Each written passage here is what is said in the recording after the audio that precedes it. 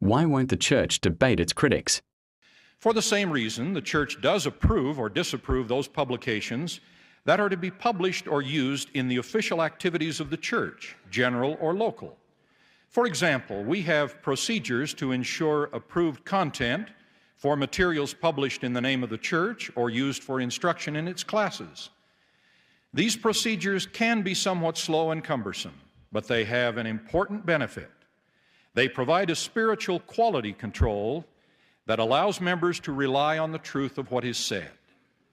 Members who listen to the voice of the church need not be on their guard against being misled. They have no such assurance for what they hear from alternate voices.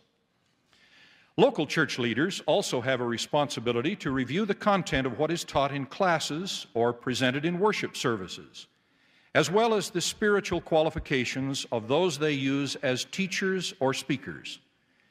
Leaders must do all they can to avoid express or implied church endorsement for teachings that are not orthodox or teachers who will use their position or prominence to promote something other than gospel truth.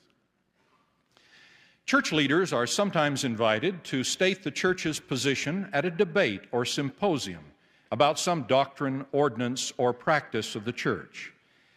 This kind of presentation gives an audience the benefit of whatever illumination results from the adversarial clash of opposing viewpoints.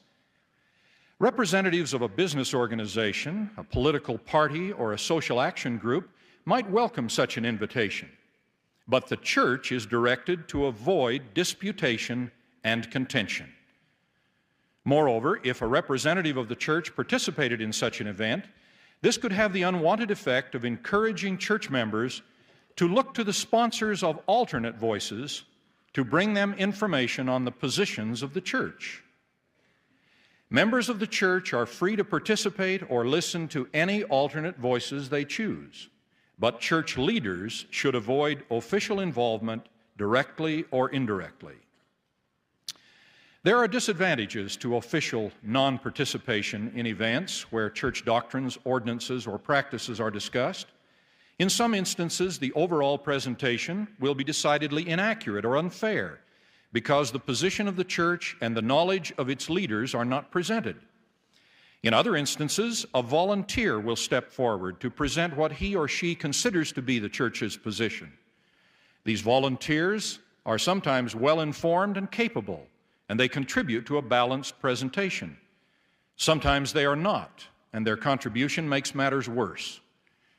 When attacked by error, truth is better served by silence than